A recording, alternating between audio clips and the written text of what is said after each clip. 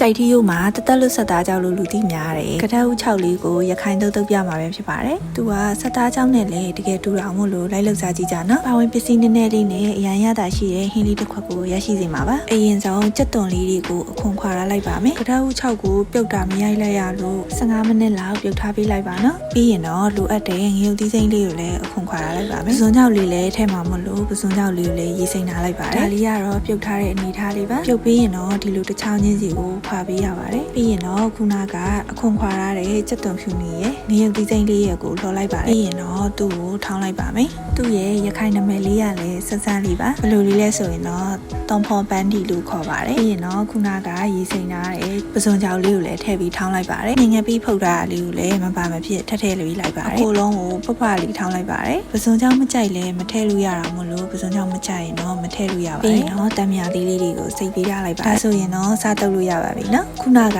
ထောင်းထားတဲ့အစာပလာလေးတွေထည့်လိုက်ပါတယ်စက်သွန်နီပပလေးတွေလည်းထည့်လိုက်ပါတယ်ချင်းကတော့စားသစုံရဲ့စက်သားမုတ်နှစ်စုံရဲ့ထည့်ပေးလိုက်ပါတယ်